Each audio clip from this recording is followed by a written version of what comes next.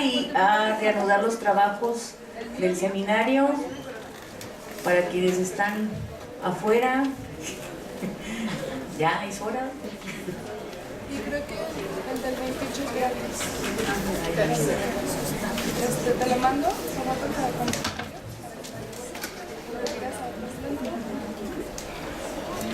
Bueno, pues voy empezando con la lectura del currículum del doctor José Elías García Ortiz. Esta es la segunda parte del seminario, donde nos van a hablar especialistas desde la medicina, como es el caso del doctor José Elías García. Se incorpora en unos momentos más la doctora Beatriz de la Fuente Cortés, ¿no?, que viene en camino. Entonces ya ahorita cuando ella llegue, pues bueno, ya podremos tenerla aquí. El doctor José Elías García Ortiz es doctor en medicina y cirugía, cuenta con maestría y doctorado en genética humana, y un postdoctorado en genética, acreditado como especialista en genética humana. Pertenece al Consejo Mexicano de Genética AC, la Asociación Mexicana de Genética Humana, The American Society of Human Genetics y a la Sociedad Mexicana de Medicina Genómica, de la cual es socio. Pertenece al grupo de expertos en enfermedades lisosomales en México y en diagnóstico confirmatorio de estas enfermedades. En el área de infertilidad, sus áreas de investigación son la infertilidad femenina. Es investigador nivel 2 en el Sistema Nacional de Investigadores de CONACYT. Ha participado en múltiples congresos y foros nacionales e internacionales y ha publicado más de 30 artículos indexados en el área de la genética clínica y molecular, y ha participado en múltiples presentaciones en congresos, cursos y simposios nacionales e internacionales. El tema del doctor José Elías es determinación y diferenciación sexual.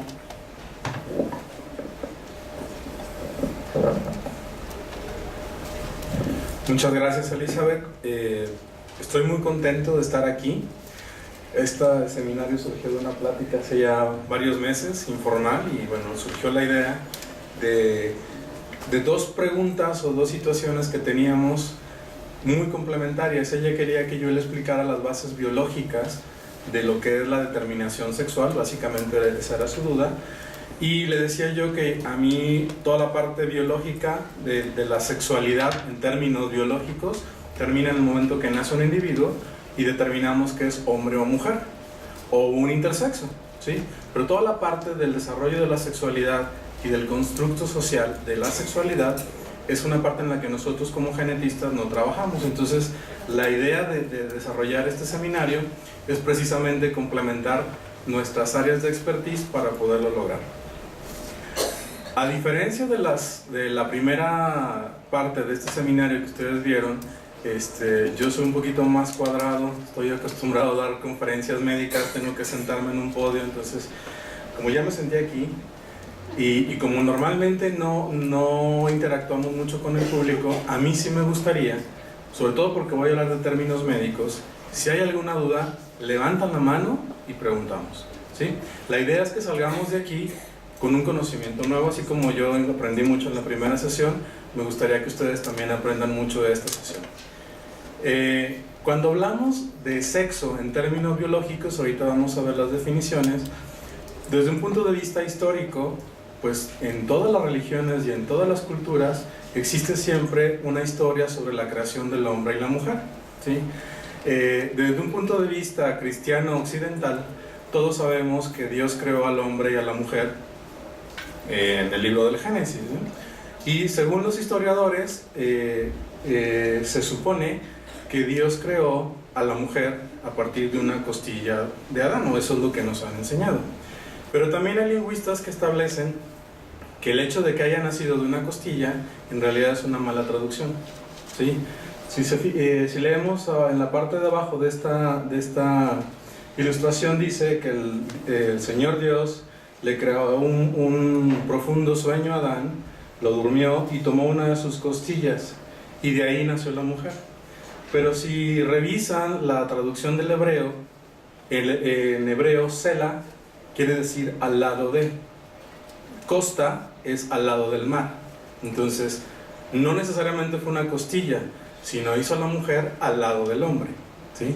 Eso es lo que dicen algunos, y me parece muy interesante porque precisamente es romper paradigmas cuando hablamos de estas cosas, ¿sí?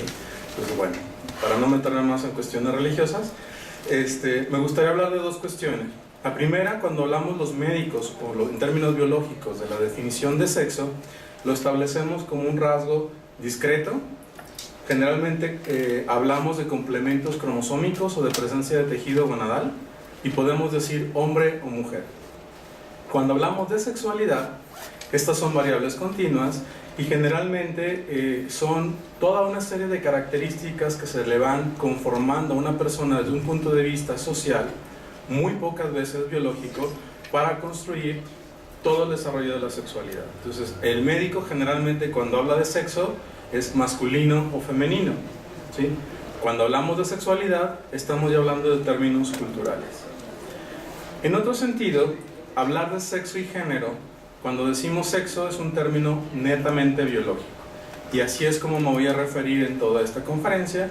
Y en género, estamos hablando de roles y conductas que se supone son esperadas en un individuo, dependiendo del lugar donde nace, la época en la que nace y el contexto cultural en el que se encuentra. ¿Sí? Entonces, es muy variable. Y a diferencia de la definición biológica de sexo, la definición de género puede ser un poquito más flexible y variable. Desde un punto de vista biológico, cuando somos concebidos, aunque tenemos una definición sexual con base en cromosomas, las gónadas, que son las que definen la masculinidad o feminidad de un individuo, en las primeras etapas del desarrollo son indiferenciadas, ¿sí? Es decir, tienen las mismas estructuras anatómicas o celulares para desarrollarse tanto como ovario tanto como testículo. Y existe un grupo de genes que regulan el desarrollo para que un organismo, ente biológico, tenga gónadas masculinas o femeninas. Y eso está regulado por genes. Y eso es en lo que yo trabajo. De hecho, al final voy a hablar un poquito de trabajos experimentales que hicimos durante el postdoctorado, tratando de descubrir genes que regulan determinación sexual en mujeres. Y así como han hablado de roles masculinos y femeninos en la sociedad, en la biología también existe un marcado determinismo sexual, y no me había dado cuenta de eso. Hablando de determinación sexual, es decir, lo que hace que una gónada se convierta en masculino o femenino, desde hace más de 20 años conocemos exactamente cuáles son los genes que determinan la formación del testículo. Pero desde hace más de 20 años se desconocía cuál era el gen o los genes que desarrollan, que condicionan el desarrollo del ovario. Y se decía también, perdón, que el desarrollo del testículo es una acción positiva o inducida por genes, y que el desarrollo de un ovario era por default. Entonces, cuando estudié yo eso, lo primero que me llamó la atención era que no es cierto. O sea, ¿cómo es posible que una gónada que tiene el potencial de convertirse en masculino o femenino, si no le hago nada, se convierta en femenino? O sea, tiene un fundamento más social. Y finalmente descubrimos que no era cierto. Bueno, la determinación sexual, entonces, es la decisión en términos biológicos que toma una gónada para decidir si se convierte en masculino o femenino. Y esa determinación está regulada por genes. Y todos, como especie humana, tenemos un conjunto de aproximadamente 24.000 genes que regulan muchos de nuestros procesos biológicos. Pero a diferencia de muchos más, como la formación del cerebro, la formación de extremidades, la formación de estructuras faciales, la gónada es la única que tiene este dimorfismo en todos los organismos. Y nosotros, como especie humana, al pertenecer a la familia de los mamíferos o al grupo de los mamíferos, todos tenemos el mismo patrón de regulación. De hecho, prácticamente todos los seres vivos tienen un dimorfismo sexual. Y el dimorfismo sexual primario está condicionado por las gónadas que tienen. ¿Sí? Muy bien. Si voy muy arriba, me dicen y bajamos. Entonces, la determinación sexual está condicionada por genes. Para nosotros son eventos moleculares que dirigen el desarrollo de todas las células que van a formar esta gónada y que tienen cierto comportamiento. Por ejemplo, las células que van a convertirse en ovocitos o espermatozoides, es decir, en gametos, normalmente no están dentro de la gónada, están en lo que se considera el intestino embrionario, que es una zona muy cercana al ombligo. Entonces, esas celulitas migran del alantoides, que es el ombligo primordial, hacia lo que llamamos crestas genitales, para iniciar un proceso de interacción entre células para formar la gónada. Estas células, que son nuestros gametos, dependiendo del ambiente en el cual se desarrollan, si es un ambiente masculinizante o feminizante, se van a convertir en ovocitos o espermatozoides. ¿Sí? Entonces es una cuestión muy, muy interesante. Aquí tenemos, desde el punto de vista biológico, cuáles son las células que conforman nuestras gónadas. Perdón.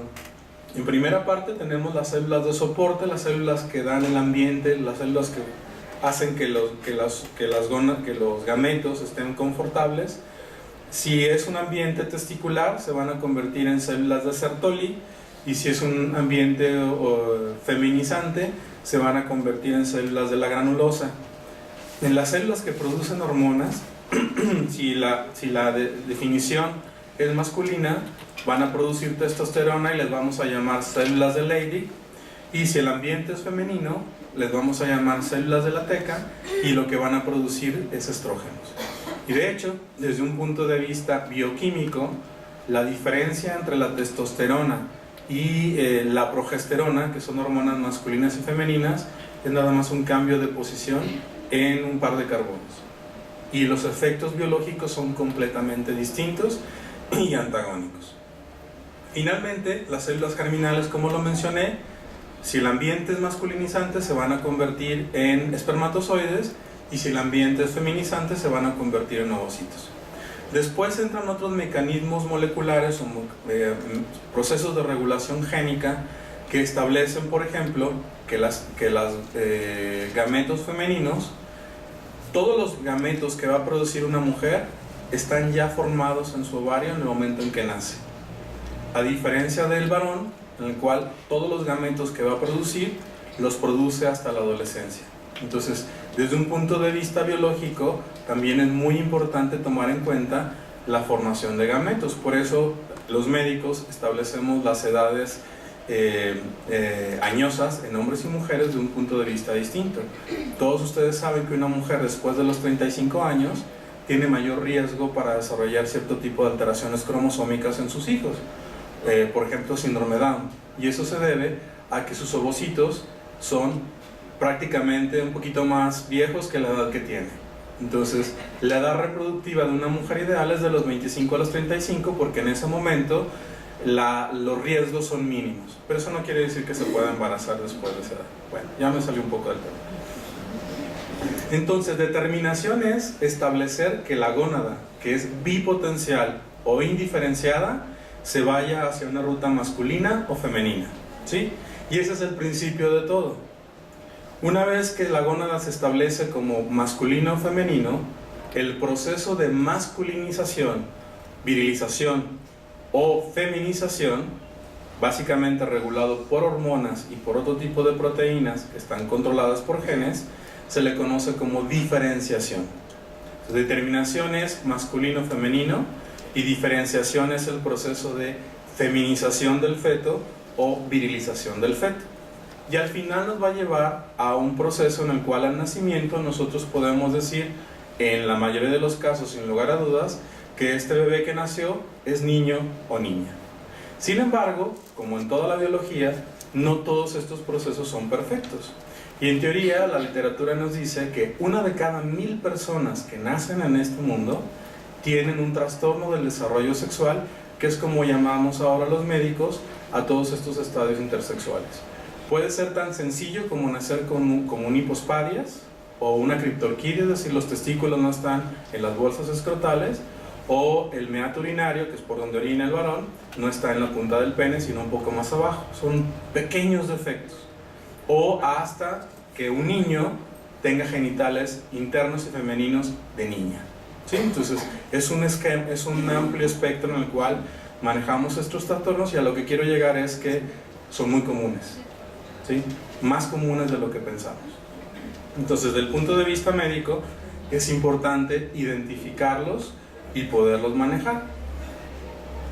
En cuanto a los genes, bueno, no voy a meter mucho en esto, pero todos estos procesos que les mencioné para formar una gónada, que en realidad es un tejido bastante regulado, requiere regulación de genes muy particular.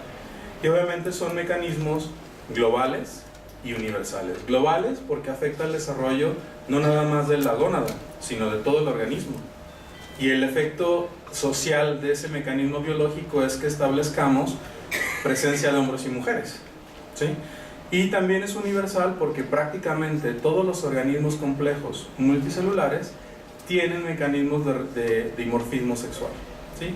No son los mismos genes y no son los mismos cromosomas, pero en el caso de mamíferos todos tenemos cromosomas sexuales X y Y.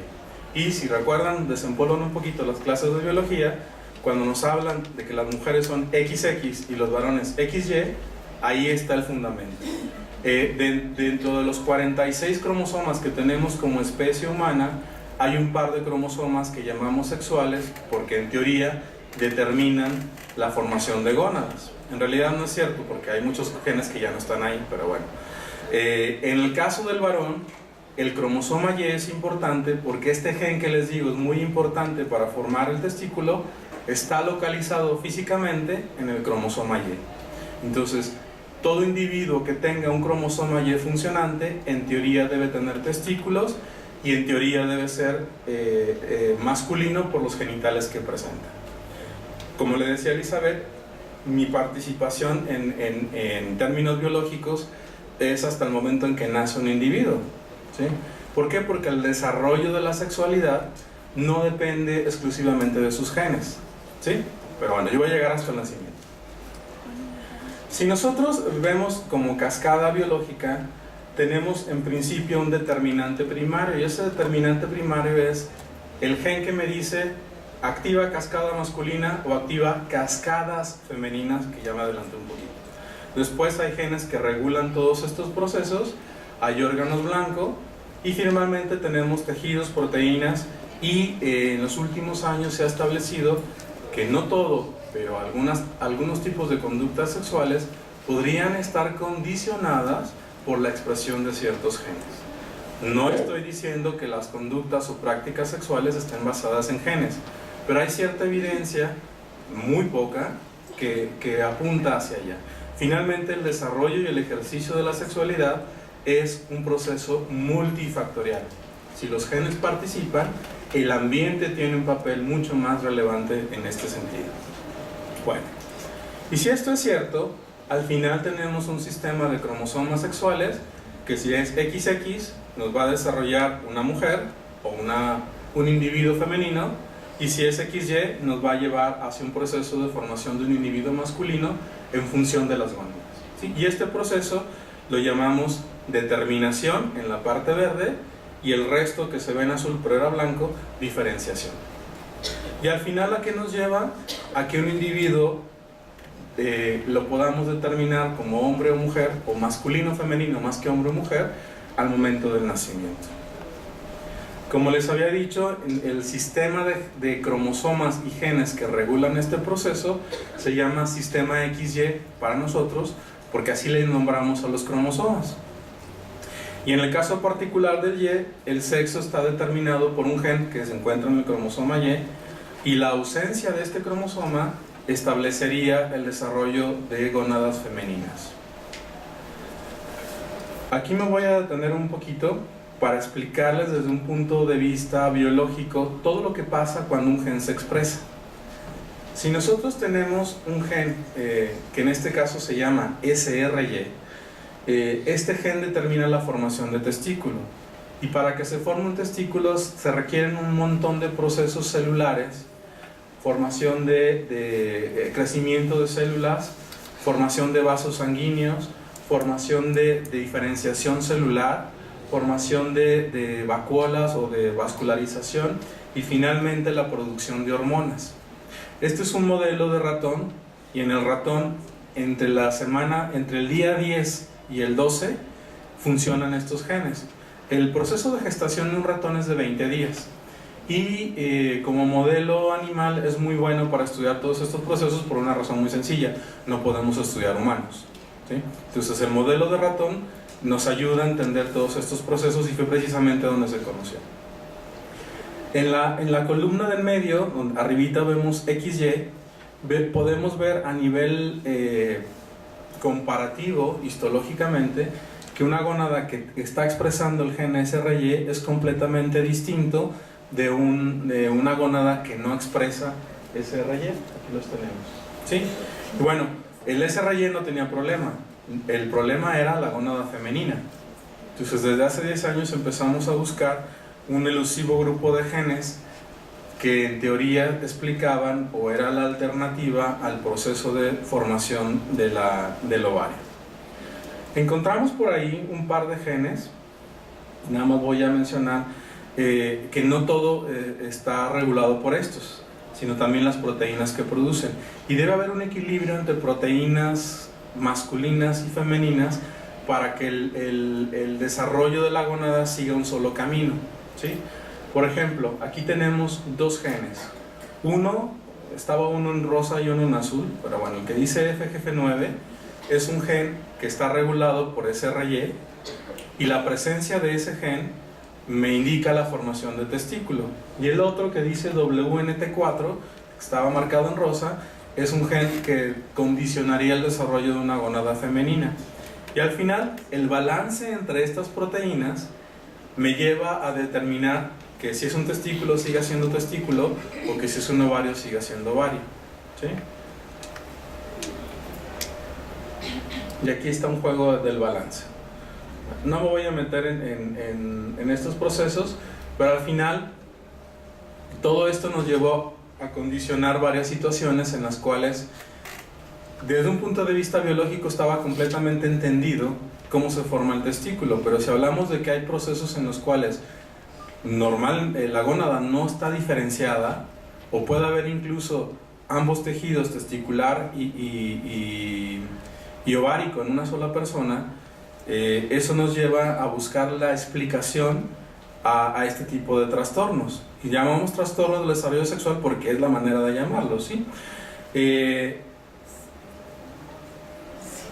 Y bueno, al final lo que descubrimos es una analogía que para mí es muy sencilla. Cuando un hombre va al baño, generalmente va solo, ¿verdad? Pero cuando van las mujeres, siempre van en grupo. Bueno, casi siempre, ¿no? Bueno, a mí me sirve mucho esta analogía para enseñarle a los médicos por qué era difícil encontrar los genes que regulan el desarrollo del ovario, que eso fue parte de mi trabajo de postdoctorado. En el caso masculino, un solo gen me controla toda la cascada. Y ahí puedo descubrir un montón de genes reguladores y decir, al final tengo un testículo formado, el testículo me condiciona un sexo masculino, y de ahí todo el proceso de formación del varón está regulado. En el caso de la mujer, como nunca se identificó esta relación directa, un gen, una cascada de genes y un producto, durante 20 años no se encontró esta correlación. Y eso es una cuestión antropomórfica, siempre tratamos de encontrar soluciones a lo que vemos. Y nunca se encontró porque no era un solo gen. Eran, de acuerdo a lo que estudiamos, al menos dos grupos de genes que tienen la misma función. Y desde un punto de vista evolutivo, el que haya cascadas de genes que tengan la misma función, tiene una función biológica. Es decir, el que haya un ovario no necesariamente es una condición por default. Al contrario, es más regulado y más controlado que el desarrollo de testículo. Y desde un punto de vista médico también tiene una función. ¿Por qué?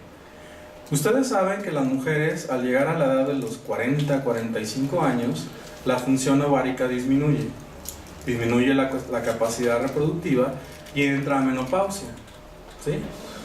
Nosotros sabemos que conforme evoluciona nuestro mundo, el inicio de la menarca, pues la primera menstruación, que hace 20, 30, 40 años era alrededor de los 14, 15 años, en la actualidad empieza a los 9 o a los 10 o incluso a los 8 años.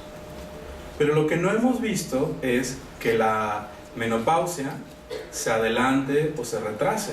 Sí sabemos que hay enfermedades en las cuales se presenta tempranamente antes de los 40, pero en términos generales la menopausia no se ha modificado. Entonces hay procesos ambientales que condicionan un inicio temprano de la pubertad, aceleran el proceso de formación de capacidad reproductiva y finalmente llegamos a una etapa de ausencia reproductiva con base en la capacidad funcional del ovario. Mantener esta capacidad reproductiva de la especie en términos biológicos es muy importante y por eso desde el punto de vista genético tenemos dos sistemas que mantienen esa capacidad. ¿Sí? Vuelvo a prohibir muchas caras de duda. En el caso del varón no hay problema. La capacidad reproductiva se puede mantener hasta la ancianidad, 80, 70, 90 años y hasta después de los 100. Demostrar que la paternidad es real, ese es otro rollo. Pero sí existe. En el caso de la mujer no. Desde un punto de vista biológico está regulado y controlado. De los 12 años hasta los 40, 45. Pero no se puede extender más allá de los 45 si no hacemos una intervención biológica o una intervención médica. Ahorita podemos ver en la televisión o en las noticias mujeres de 60 años que tienen hijos, pero eso es en condiciones artificiales, mediante técnicas de reproducción asistida y mediante técnicas manejo hormonal básicamente. Pero en términos generales, en términos biológicos, hay un proceso regulado y eso tiene un fundamento, no un fundamento social, un fundamento evolutivo para mantener a nuestra especie en un estado aceptable. Nosotros como humanos hemos hecho un desastre en términos biológicos toda nuestra vida. ¿Por qué? Porque estamos acostumbrados, como lo mencionaba usted, Adriana, como especie estamos muy desprotegidos, ¿sí? La naturaleza es muy sabia. Si un individuo no está capacitado para vivir, se elimina. ¿Qué hacemos los humanos? Si una persona está discapacitada en términos biológicos, no me malinterpreten, no tiene alguna enfermedad, lo que tratamos es de rescatarlo y mantenerlo vivo. Eso ha hecho que dentro de nuestro pool genético tengamos riesgos para desarrollar enfermedades. Si fuéramos una especie, todos los que estamos en discapacidad tendríamos que ser eliminados desde un punto de vista evolutivo para que la especie siga siendo fuerte y siga siendo estable dentro del ecosistema. Lo que vemos ahora en cuestión de enfermedad o en cuestión de medicina es un reflejo de la evolución. ¿Sí? Bueno, ¿a qué iba con todo esto? Lo que vemos de dimorfismo sexual en el desarrollo de las gónadas no tiene una explicación social, es una explicación biológica, ¿sí? Y bueno, lo interesante de esto fue que a través de muchos años de trabajo pudimos demostrar que efectivamente el desarrollo de la gónada más femenina es mucho más complejo y mucho más regulado que el desarrollo de un simple testículo, ¿sí? Pero como tenemos una impresión antropomórfica, incluso en la ciencia, se le dio mucha más importancia al desarrollo del testículo que del ovario. Y al revés, la biología nos enseñó que es mucho más importante preservar un ovario que formar un testículo. Formar un testículo es relativamente fácil, ¿sí? Esa es la conclusión de 10 años de trabajo. Y lo que nosotros demostramos, que después lo replicaron y ahora está dentro de los textos de biología, la vía que nosotros propusimos está incluida ya en los libros de texto. Y después demostramos mediante modelos animales que si bloqueábamos estas dos vías, podíamos condicionar el desarrollo de testículo en un individuo femenino. Eso se llama reversión sexual. Desde un punto de vista biológico, la reversión sexual masculino-femenino es muy común, pero femenino-masculino es más raro. De hecho, solo existe una condición en el humano en el cual un gen puede condicionar esta situación. Bueno, vamos a ver rápidamente este experimento. Las primeras 4 columnas son ratoncitas femeninas y la última columna era un ratón masculino. En la primera en la primera columna tenemos la condición normal en un individuo femenino en el cual no le cambiamos sus genes. Si es femenino, yo esperaría que tuviera gónadas femeninas. En el primer renglón tenemos el ovario de ratón, el recién nacido, y en la parte de abajo un corte histológico en el cual demostramos que no hay expresión de genes masculinos. En la segunda columna es el ratón con el cual trabajamos, el gen se llama FOXL2, y lo que nosotros hicimos fue quitarle el gen al ratón y crear una línea celular, un modelo animal que no tuviera ese gen. Suena burdo, pero así trabaja la genética. Y bueno, eso costó muchas cosas y matar muchos ratones. Pero bueno, nos enseñó muchas cosas. Entonces, en un ratón en el cual yo le quito uno de estos genes que regulan esa vía, pues no encontramos nada. ¿Por qué? Porque hay otra vía que mantenía la formación del ovario. Pero cuando hicimos el experimento hace 11 años, no sabíamos eso, ¿sí? Otro grupo en Alemania estaba trabajando con el otro gen, que se llama WNT4, y ellos encontraron lo mismo. Cuando quitaban este gen, pues volvían a ver un ovario y probablemente sí había un poquito de expresión de genes masculinos. Ahorita voy a regresar a esto con la menopausia. Entonces, los dos grupos trabajando cada uno con su vía de genes, pues no encontramos nada, ¿sí? Hasta muchos años después de que publicamos los primeros trabajos, dijimos, bueno, ¿qué pasa si quitamos las dos vías? Cuando generamos un doble ratón knockout al cual le quitamos un gen de la vía 1 y un gen de la vía 2, lo que encontramos fue formación de testículo en lugar de ovario, desde un punto de vista anatómico y desde un punto de vista histológico. Muy parecido a lo que sería un testículo en un ratón normal. Entonces esta fue la demostración evidente o categórica de que teníamos la razón. Bueno, que teníamos la razón mucha gente, ¿sí? Pero demostró que efectivamente estas dos vías funcionan y están emparentadas. Por eso nunca los encontrábamos.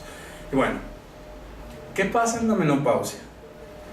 En la menopausia y sobre todo en cada proceso de ovulación, cuando se madura un ovocito que se prepara para la fecundación, si la fecundación no ocurre, viene un proceso de atresia y degradación del folículo y al final terminamos un ciclo menstrual con una menstruación, o iniciamos con una menstruación. Todo esto es un proceso anatómico. Ese proceso normal de menstruación y de formación de folículos está regulado por genes. Entonces, estos genes con los cuales trabajamos para establecer determinación y diferenciación sexual, en la vida cotidiana regulan el proceso de formación de folículos y degradación. A medida que una mujer está envejeciendo en términos biológicos, la expresión de genes masculinos es mayor y al final llegamos a un periodo de menopausia. Si nosotros revisáramos a nivel histológico un ovario y buscáramos expresión de genes masculinos, veríamos lo que estamos viendo en este modelo. Hace 10 años eso no lo sabíamos. En la actualidad ya lo sabemos e incluso utilizamos algunos de estos genes como marcadores de menopausia temprana en mujeres que llegan a la consulta. Entonces, a mí me llama mucho la atención, primero porque es un tema que me gusta mucho y segundo porque después de 15 años podemos ver una aplicación clínica de este proceso. Y bueno, para abundar más, a mí me gusta mucho este título porque habla una larga batalla de los sexos que en términos genéticos también existe. Y al final la batalla es, bueno, a mí me gusta más FOXL2 porque fue con el que trabajé, pero los que trabajaron con WNT4 pues dirán que ese es el gen maestro. En realidad no sabemos cuál de los dos genes, o cuál de las dos vías de genes es la importante. ¿Por qué? Porque arriba de estos existe otro gen regulador. Ese no lo ha encontrado nadie. Bueno, ya puedo terminar, llego a Y bueno, al final lo que nos ha llevado a esto es establecer modelos que todavía no nos ponemos de acuerdo. Hay diferentes escuelas, pero en lo que estamos de acuerdo es que hay al menos dos. Hay otra corriente que dice que no son dos, sino tres. Y al final la explicación biológica es que la formación y la regulación del desarrollo del ovario es mucho más complejo, mucho más rico y mucho más vasto, ¿sí? Y al final me dejan la reflexión de que también en la ciencia existe el dimorfismo sexual. Bueno, esto no lo voy a mencionar. Bueno, al final terminamos todo este trabajo con otra publicación y lo que nos llevó fue a reconocer que efectivamente esta vía estaba bien caracterizada y bien establecida. Entonces, regresando al mundo real, ¿qué es lo que causa la diferencia entre sexos? Bueno, si queremos responderle una pregunta, nuestros genes.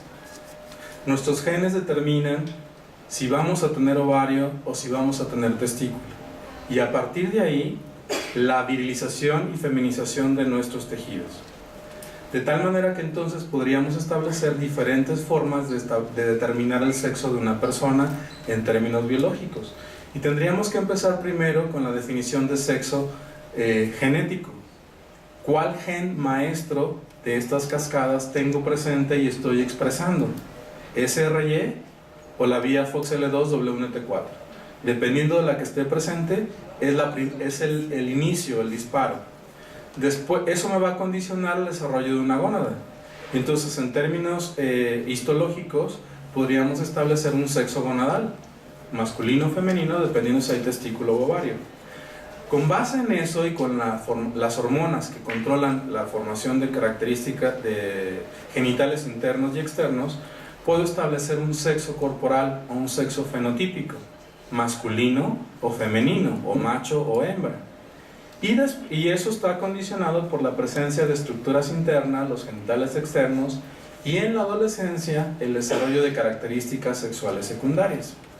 Al final todo esto, bueno, con la excepción de las características sexuales secundarias, me lleva a establecer un sexo neonatal. Y la conclusión final es que al momento de que nace un bebé, yo tengo la obligación de decir si es niño o niña.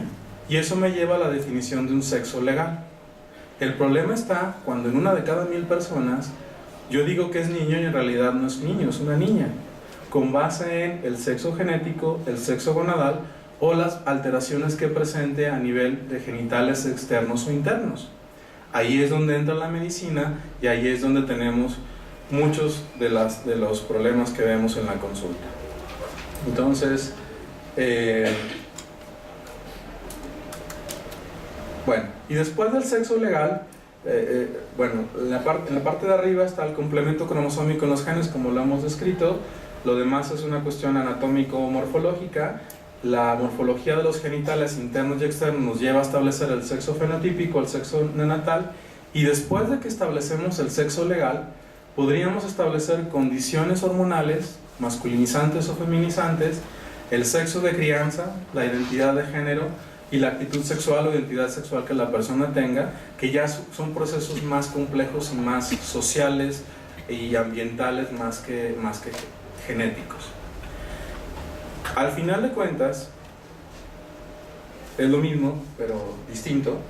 Tenemos un sexo cromosómico o un sexo genético y está establecido por nuestros genes. Tenemos un sexo gonadal y con base en las gónadas tenemos un sexo gamético. Si es un testículo, los gametos van a ser espermatozoides. Si es un ovario, los gametos son ovocitos. Son la misma célula, pero se diferencia dependiendo del ambiente celular en el cual se encuentra. También, si nosotros estudiamos las hormonas, podemos establecer un sexo hormonal. De hecho, en las personas transgénero, parte de la transformación se hace por estímulo hormonal. Y eso tiene un fundamento biológico y embrionario. Podemos establecer un sexo morfológico, que es a donde llegamos los médicos para decir masculino o femenino.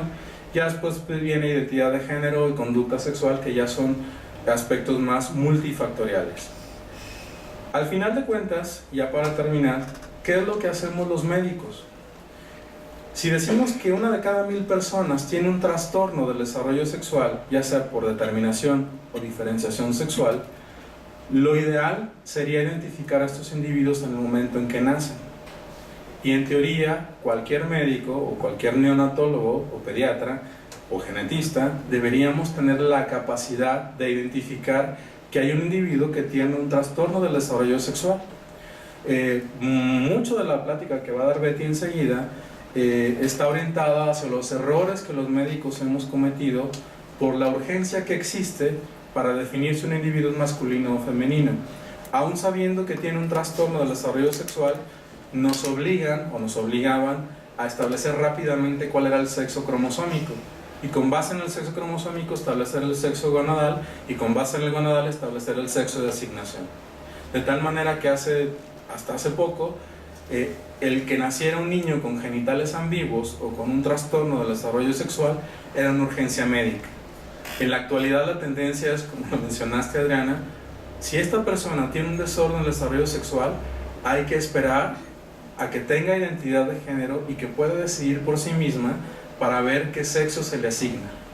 Sobre todo en Estados Unidos y Europa es una condición importante dejar que la persona decida. Aquí en México, como somos más paternalistas, cuesta trabajo, pero ya se está trabajando en relación a que la persona decida, la persona intersexo decida qué sexo quiere tener, ¿sí? Desde un punto de vista biológico. Antes nos enseñaban que, bueno, ¿qué se parece más? ¿Qué va a ser más funcional? Masculino, femenino, opéralo. Y ya después todo lo demás viene por añadidura. No es cierto, ¿sí? La construcción de la identidad sexual tiene un fundamento genético, no es categórico, pero sí tiene un fundamento. Entonces hay que esperar a que la persona decida qué sexo quiere tener, qué sexo quiere, no qué sexo quiere tener, qué sexo quiere ser o asumir, ¿sí? El problema está en que no siempre detectamos a todos los pacientes al nacimiento.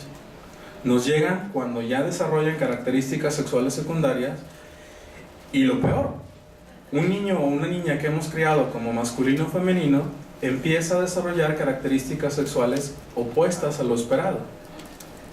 Entonces, bueno, ahí todavía podemos intervenir y corregir, pero mucho más grave es cuando nos llegan ya adultos, personas que han sido criadas, identificadas y manejadas en un rol que no corresponde a su sexo cromosómico o gamético, y lamentablemente lo seguimos viendo en nuestros consultorios. Entonces, entre más tarde llegamos, es más difícil intervenir, y en realidad sí se convierte en un problema de carácter ético el manejo de estas personas.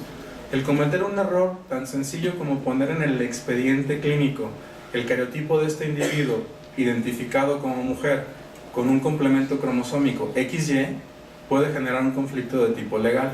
Y bueno, esta parte le tocaría a Betty manejarla, pero para mí es un tema bastante complicado desde un punto de vista legal, desde un punto de vista médico y sobre todo desde un punto de vista biológico.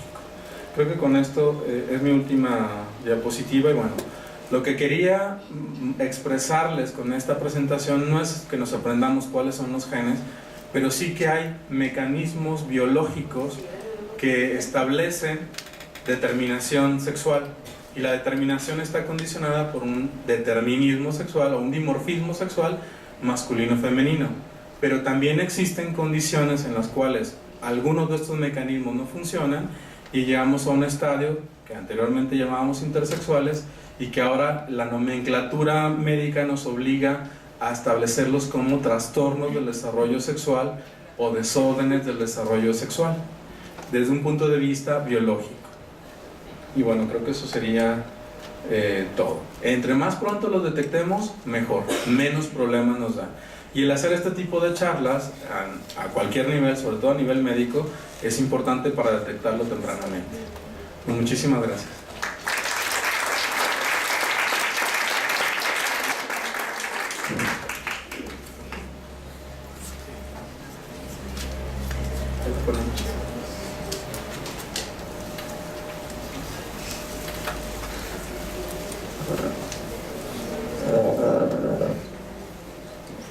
Muchísimas gracias al doctor Elías.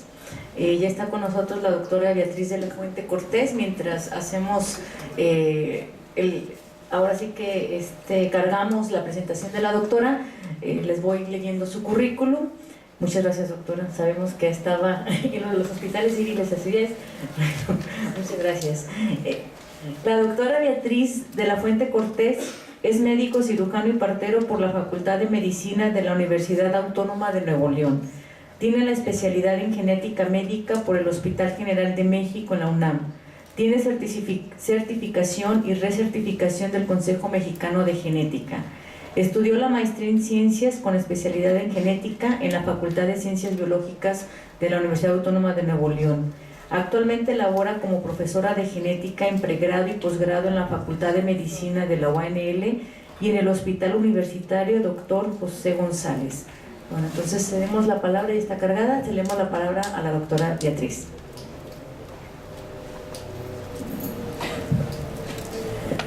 Muchas gracias y buenas tardes. Efectivamente vengo de andar allá en los hospitales con otra presentación, así que ando ya un poco ronca con esto, pero yo muy agradecida de que me hayan invitado a ser parte de este tipo de foros, porque siempre es algo diferente para nosotros y la verdad el tema que despierta interés en personal que no sea médico, la verdad que cuando Elías me dijo gustosamente, le dije claro que sí voy, aunque ahí me hagan un espacio entre plática y plática, porque estas son cosas que sí se deben de difundir. El abordaje de los pacientes con desórdenes de la diferenciación sexual siempre se ha estado manteniendo como un tema tabú, aún inclusive en la población médica, ¿sí? Se habían estado haciendo las reasignaciones de género a la buena de Dios, a como se decidiera por parte del médico que él pensaba que le convenía a este paciente que nacía con un género indeterminado, o a lo que decidieran los papás de acuerdo a las características propias que también traía cada padre, ¿sí? Y de eso les hablo todavía hará unos 10 años. Sin embargo, aquí la bioética empezó a meterse de lleno en el manejo de estos pacientes. Aunque la bioética tiene aquí en México ya alrededor de unos 20 años, el estarse infiltrando en cada una de las áreas ha ido cada vez más lento. A partir de que en el 2011, ahora sí que por decreto federal, se obligó para que cada organismo institucional tenga un comité de bioética, es que se dio la apertura para que ahora sí se pueda manejar a todos los niveles, en todas las áreas. Y es donde han estado saliendo los diferentes cursos y las clases de genética. ¿Por qué tiene que intervenir la bioética en el seguimiento, en el manejo, en el abordaje de estos pacientes? Pues precisamente porque desde el punto de vista ético, ¿sí?, se trataba de hacer lo mejor para los pacientes de acuerdo a la condición moral que decidiera la persona que tenía la autoridad o el poder de decidir. Entonces nacía un niño con genitales ambiguos, ¿sí?, y el médico le sugería a los familiares que tuvieran cierto estatus social o educativo, o no lo tuvieran. Él siempre decía que era lo que más le convenía a ese niño que venía con genitales ambiguos. Independientemente de que se nos pidiera, ahora sí que con caso de urgencia, decidir si era cromosómicamente masculino o si era cromosómicamente femenino, al tener genitales ambiguos, ¿sí?, se manejaba como mujer. Si era un varón, le quitaban sus gónadas que estuvieran por allí, un tanto cuanto indiferenciadas o no descendidas, y lo dejaban como varón, como mujer. Porque hacer la reconstrucción de genitales masculinos en un niño que ya para entonces tendría 1 mes o 6 meses de vida, ¿sí?, se pensaba, ¿sí?, que no iba a ser funcional, que le iba a ir mejor si lo dejaban como mujer. Y hubo muchísimos casos de genitales ambiguos, y no solo por los desórdenes genéticos de la diferenciación sexual, sino en los casos de algunas malformaciones como es la llamada extrofia vesical. La vejiga se queda fuera del abdomen cuando el abdomen no se alcanza a cerrar adecuadamente y abarca un defecto de línea media que incluye los genitales. Si es una niña la que viene con esa malformación, sus genitales también están malformados, pero no es fácil hacerle la reconstrucción con cirugía plástica. Y si es un varoncito el que venía con ese defecto, hacerle la reconstrucción de los hemifalos que venía, ¿sí?, pues era mejor quitárselos y quitarle sus gónadas y hacerle una construcción vaginal y dejarlo como niña, registrarlo como niña, ¿sí?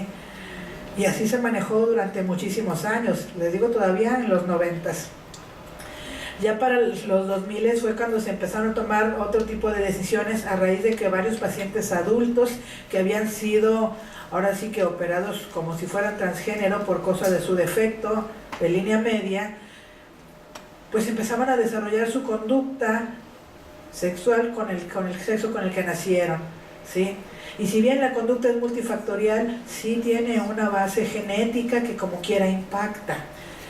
Ahí es donde entonces la bioética empezó a hacer las recomendaciones inicialmente para que no sea un solo médico el que tome la decisión de hacerle la cirugía reconstructiva a este niño que nació con alguna malformación. Y esto es cuando se detectaba de escasos meses o días de nacido, ¿sí? o de recién nacido. Cuando ya se detectaba en edad adulta, ¿sí? Un ejemplo, lo que se conocía como el síndrome de feminización testicular, ¿sí? Que son fenotípicamente mujeres y tan femeninas como cualquier mujer, pero que tienen gónadas masculinas. Ahí, por el paternalismo con el que se manejaba también en ese entonces, no se le decía a la paciente que ella tenía gónadas masculinas, testículos normales, ¿sí? Y que su cariotipo sí correspondía cromosómicamente con el de un varón, pero que finalmente, como les digo luego en las clases, sí caras vemos y cromosomas no sabemos, los cromosomas no van a definir quién eres, ¿sí? Te podrán definir entonces nada más tu sexo cromosómico, pero finalmente cómo te formaron, cómo te formaste, eso ya es otra cosa. Y ahí fue donde la bioética empezó a decir, calmados, eso no es ninguna urgencia y es necesario que empezamos a dejar que estos pacientes empiecen a definir su identidad. ¿Por qué? Porque para otros desórdenes de la diferenciación sexual sí es posible cambiar la identidad, ¿sí? Y así viene entonces, en estos, la intervención de la bioética ha servido para poder evaluar ciertas situaciones médicas en donde hay que tomar decisiones que van a tener un impacto tanto en un paciente, en una familia o en la sociedad en general. Estas situaciones o dilemas bioéticos no siempre tienen una respuesta que es correcta, ni bueno ni malo, pero a esta persona le sirve y se queda como un antecedente y todas estas decisiones se toman en base a una metodología, no nada más a lo que yo creo o no nada más a lo que como a mí me formaron y que así deben ser las cosas, así lo voy a hacer, porque eso es lo que tenía mucho la ética, la moral de cada quien y que era el moral que querían imponer y así no se deben de tomar las decisiones. Finalmente se debe de pensar siempre en los principios de la bioética, ¿sí? Como viene aquí en esta diapositiva, el principio de no hacer más daño, de hacer el mayor beneficio de este paciente, ¿sí? Le voy a hacer más daño por hacerle este tipo de cirugía porque yo creo que está bien, pero es lo que yo creo, ¿sí? ¿Qué tanto es lo que voy a tratar de evitarle el maleficio, ¿sí? en este paciente? En ese momento no podía ser evaluado, hasta que ya crecían y entraban en la pubertad de estos varones y que tenían su conducta masculina y se veían como femeninos, ¿sí? Y con femeninos que estaban despuntando una pubertad masculina, porque una cosa es que los hayan operado y otra cosa es que los hayan mantenido como mujeres, ¿sí? Y entonces venían todos este tipo de trastornos y no hubo pocos suicidios y casos que fueron reportados incluso en la literatura a raíz de este tipo de cirugías que se estaban haciendo. Bueno, para atenderlos en la cuestión de la salud, lo primero que hay que pensar es la beneficencia para este paciente. No hacer más daño del que pudiéramos pensar que se le esté ocasionando. Es justo lo que se le va a estar ofreciendo, ¿sí?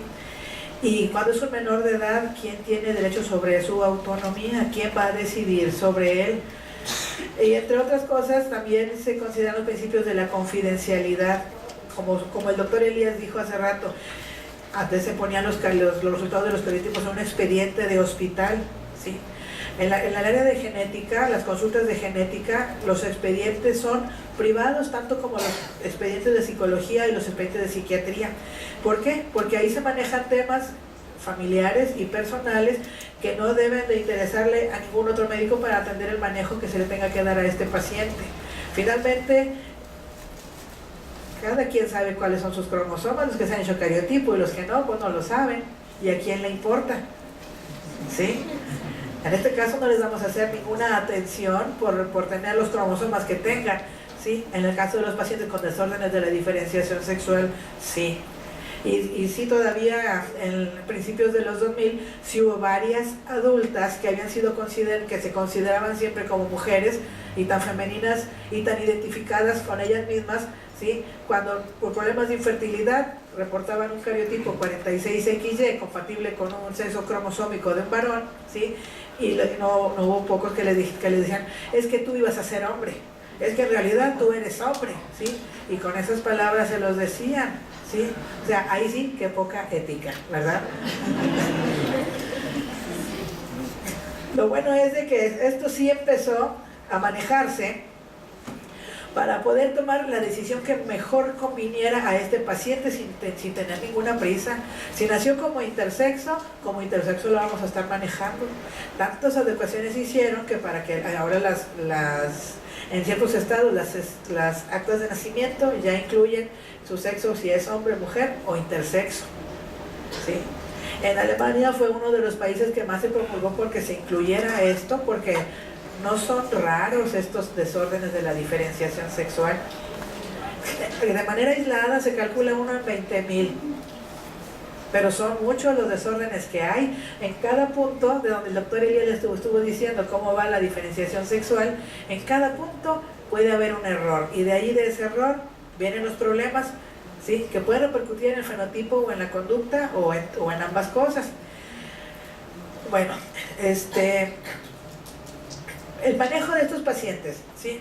Se da por principio de cuentas por tener derecho ellos a la salud, y debe de tener estas opciones disponibles quien las necesite. Aquí en México sí se maneja en el Programa Nacional de Salud que está vigente desde el 2007 al 2012 y que todavía sigue vigente, el poder ofrecerles este tipo de servicios y de atención a los pacientes que requieran la consulta, la consultoría o los estudios genéticos, ¿sí? Se les brinda esta consulta o esta asesoría.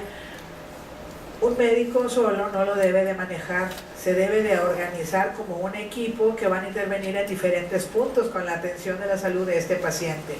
Y así no nada más es el cirujano o el cirujano urólogo o el cirujano plástico. Debe estar forzosamente un psicólogo o especialista en estos desórdenes de la diferenciación sexual, o un psiquiatra que también tenga conocimiento del tema para saber cómo darle una noticia al paciente y a la familia que están involucrados con ellos. Bueno, en la mejora de este programa de atención para la salud con estos pacientes no solo se incluye el hecho de que se le dé la información o que se le dé la consulta, sino que forzosamente, ¿sí? Debe de darse con calidad. Esa es la parte ética o la parte bioética de la atención en la salud de parte del médico. ¿Lo cumplen? Algunos.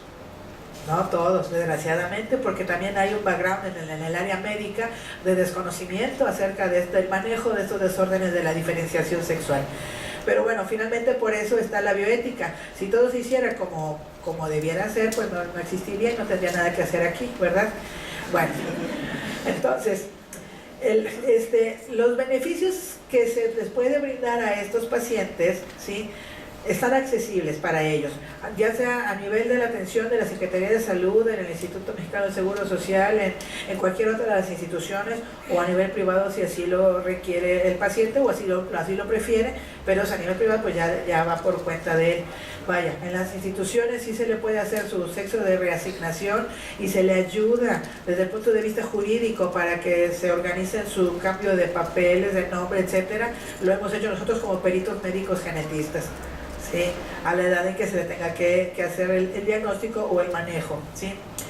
El acceso para los tratamientos nuevos, ya sea la inclusión del manejo hormonal o quirúrgico, ahí es donde luego se plantea también que no en todas las instituciones hay personal especializado y se tienen que referir a ciertos lugares en donde sí existe el personal especializado.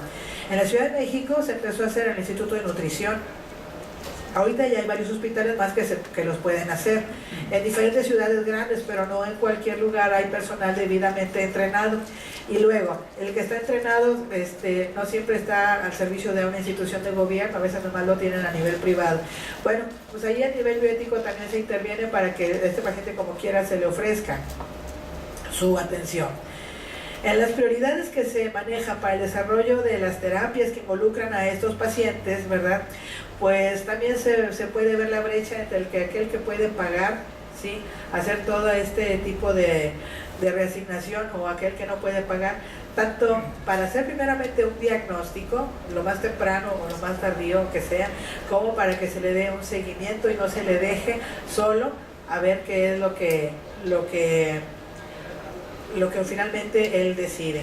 Y al caso viene también de que en varios de estos casos de desorden de diferenciación sexual los encontramos en poblaciones aisladas, donde ha habido endogamia o donde hay consanguinidad, porque algunos son por combinación de genes recesivos que se presentan en estos casos.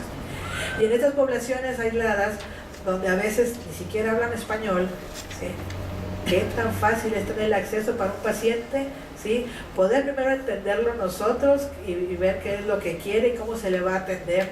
Y ahí forzosamente sí se necesita y se presta también la atención de un traductor, para que pues, finalmente se va a decidir sobre la vida de este paciente a la edad en que se le detecte. El paciente más tardío que hemos tenido nosotros en la consulta tenía 41 años, ¿sí? Él nació con genitales ambiguos y así se quedó. Él tenía después, les platico, uno de estos desórdenes que lo fue identificado plenamente. Y bueno, y ahorita estos conceptos ya los manejó el doctor Elías, pero aquí los puse a manera de lista.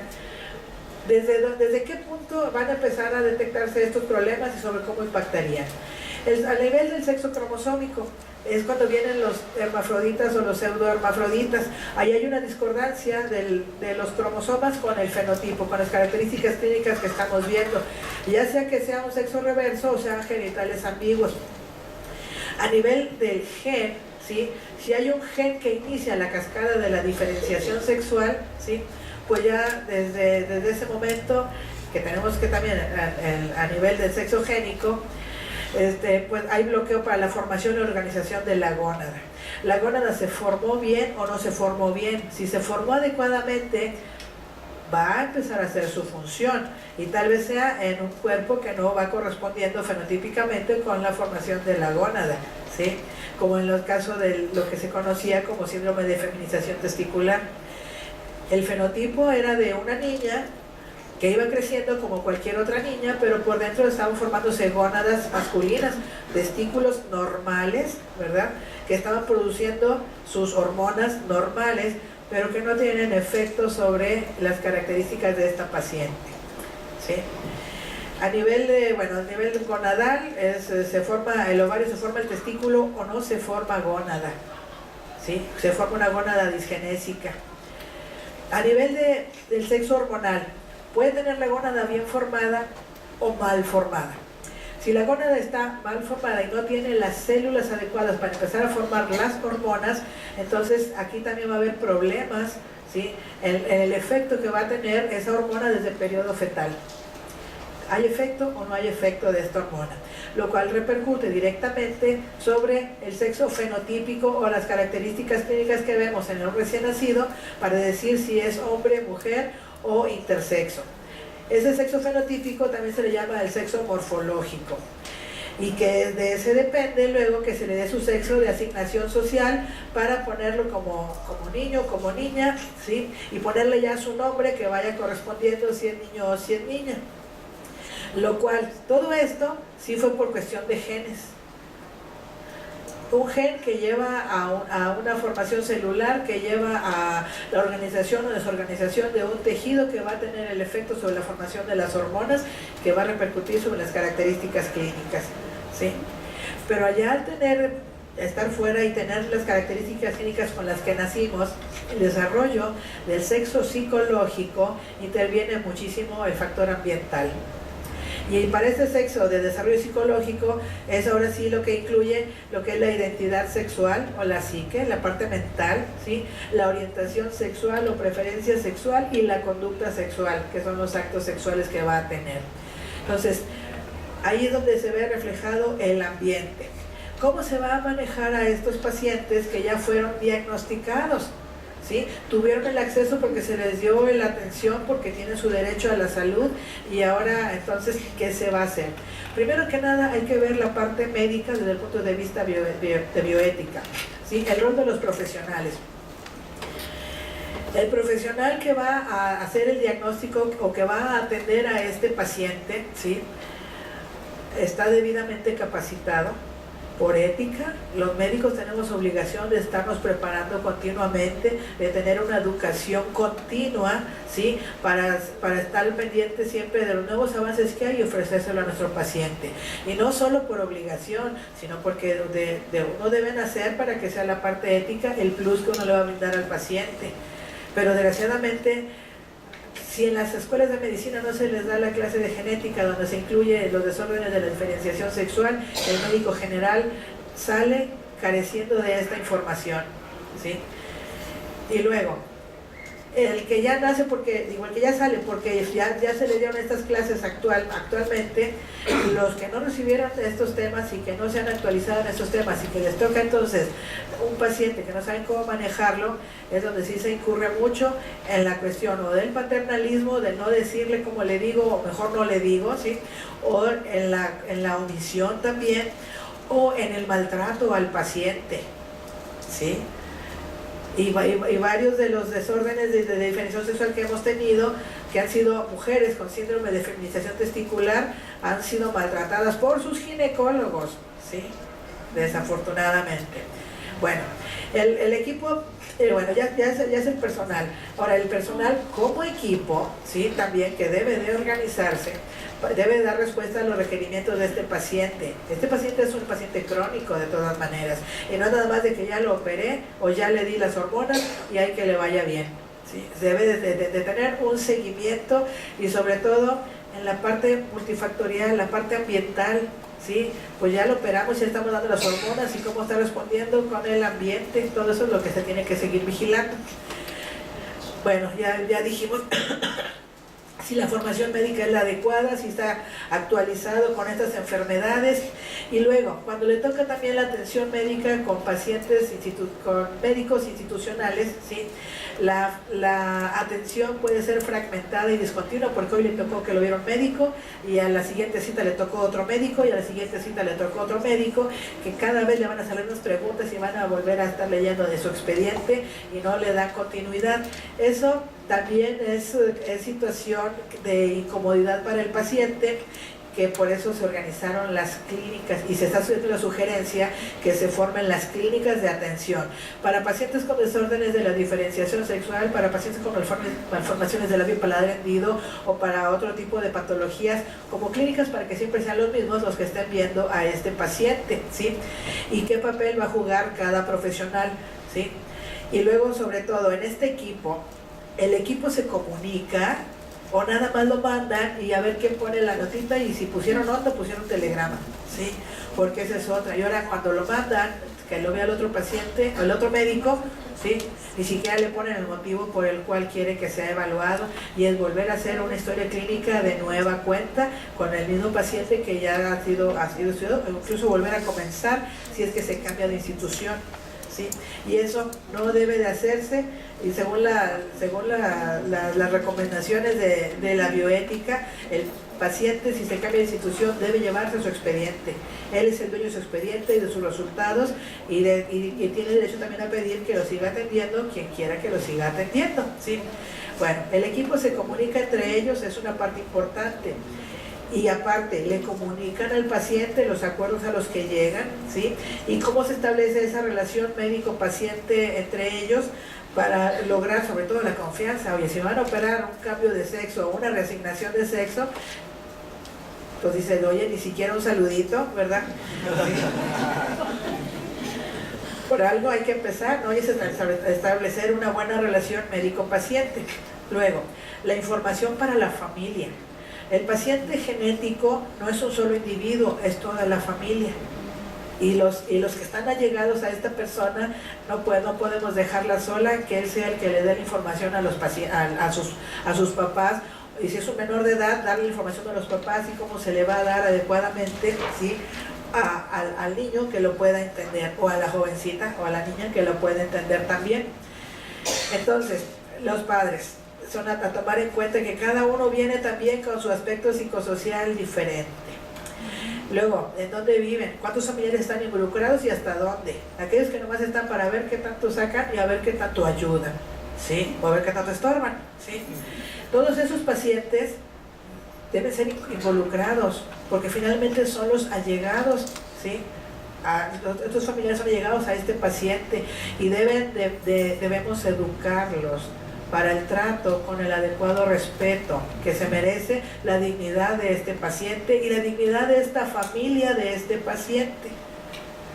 Si no somos las personas adecuadas para ofrecer esto, hay que buscarle al profesional que sí lo pueda hacer, y ahí es donde intervienen los bioeticistas y los tanatólogos, ¿sí?, que son parte de un equipo de atención para la información con estos pacientes. Luego, hay que ver las alteraciones que hay en la dinámica familiar, y sobre todo aquel cuando le dicen, ¿sabe qué? Pues no es hombre, es mujer, ¿sí? Y hay que ver también cómo se le dice y cómo lo va a tomar, y siempre hay que irlo trabajando de manera gradual en un momento dado cuando empezamos a ver que hay cierto tipo de desórdenes. Y luego también las características de la personalidad que tiene. Si en esta familia ocurrió un caso de un trastorno de la diferenciación sexual, pero en esa familia se manejan otras patologías, desde diabetes, hipertensión, esquizofrenia u otras enfermedades neurológicas degenerativas que hay que tomar en consideración para ver cómo van a recibir la noticia para el trato y el manejo con nuestro paciente, ¿sí? Entonces todo eso también tiene que ser evaluado. En cuanto al principio de la autonomía que maneja la bioética, primero que nada, el paciente es el que tiene derecho a decidir por él, ¿sí?, cuando tiene suficiente criterio para poder decidir por él. Cuando no tiene suficiente criterio, son los padres que generalmente toman la decisión del manejo que vaya a hacérsele. Y generalmente siempre van y le piden la opinión a su médico familiar, ¿sí?, porque es el médico que los ha estado viendo desde que era niño, y ahorita ya es abuelo incluso, ¿no? Ese médico, por ética, si está informado y bien formado en este tipo de enfermedades, ¿sí?, puede dar su opinión tranquilamente, pero si no tiene la suficiente información, por ética él debe de cederlo, la información a los especialistas en un momento dado. Incluso él puede ser parte del grupo de especialistas que sigan manejando a ese paciente, porque tan importante es la relación que establece el paciente con los demás médicos que van a manejarle su desorden, como aquel a quien él le tiene toda la confianza de que lo vio desde pequeño, ¿sí? Y en ese sentido, aunque esté para darle apoyo, el darle apoyo es un acto ético, ¿sí?, y lo ayuda a bien llevar la historia natural de su padecimiento, finalmente. Y todos estos médicos familiares son incluidos de muy buena gana para que estén en la toma de decisiones que correspondan a su paciente, y lo van siempre y cuando se dé el tiempo también. Bueno, los padres generalmente desean siempre lo mejor para los niños, pero no siempre son los mejores informados, ¿sí?, sobre todo cuando tienen limitaciones en el acceso a los servicios de salud. Y luego nadie les ayuda para que puedan ir a buscar a los especialistas adecuados, y muchas veces pueden tomar malas decisiones aún queriendo hacerle el bien a su hijo, ¿verdad?, por dejarse influir por lo que le dice su médico, que no tiene la suficiente formación e información, ¿sí? Estas familias de los padres de estos pacientes con desórdenes de la diferenciación sexual, incluso el mismo paciente adulto, se pueden ver beneficiados si se le liberan a ellos mismos como familiares el acceso también a las asesorías genéticas o a las asesorías, en este caso refiriéndonos a la clínica de los desórdenes de la diferenciación sexual, pero no siempre. Se le da el servicio al paciente como individuo único, pero a las familias ahí sí no siempre. Entonces ahí es donde ellas tienen que estar pugnando precisamente para que pueda facilitárseles el acceso. Nosotros como genetistas, nosotros sí estamos conscientes de que de que nuestro paciente es toda la familia, pero no cualquier médico ni se da el tiempo ni quiere tampoco involucrar a la familia, y en este caso es donde puede haber las discrepancias del mal manejo que se dé o de la mala comunicación que se dé. En la cuestión de la justicia, ¿sí? La justicia por ver que este paciente sea considerado, ¿sí?, con igualdad de oportunidades para su manejo y para su seguimiento. Eso es lo que la bioética propone. Y ahí es donde tenemos que manejar ahora sí que a gran parte de la sociedad, y toda la sociedad no involucra nada más el equipo médico, son todos los colaterales y todo está inmiscuido cada uno de nosotros y más con nuestros pacientes, ¿sí? En cuanto a la justicia social, pues también el acceso en recursos económicos para que se les pueda dar su manejo. Y aquí es donde todos, como sociedad, como individuos, tenemos responsabilidades con este paciente, aunque no lo tengamos, ¿sí? Ustedes ahorita, con esa decisión que tomaron de venir a este seminario, de quedarse hasta estas horas, en lugar de estar haciendo otras cosas en su casa o descansando o estar comiendo, vinieron aquí porque quieren informarse. Esa es la parte de responsabilidad de ustedes como individuos únicos en una sociedad donde hay ese tipo de pacientes, ¿sí? Y eso es precisamente la parte de la justicia distributiva que nos toca a todos nosotros. En el aspecto de la beneficencia, ¿verdad?, pues se trata ante todo de no causar más daño de lo que ya nació este niño, y de la mejor manera y de la mejor, la metodología para que se le pueda hacer la reorganización y reasignación de su sexo con sus genitales anatómicos, ¿sí?, su sexo de reasignación social con el cambio de nombre y también con el cambio de género, y su sexo de adaptación psicológica.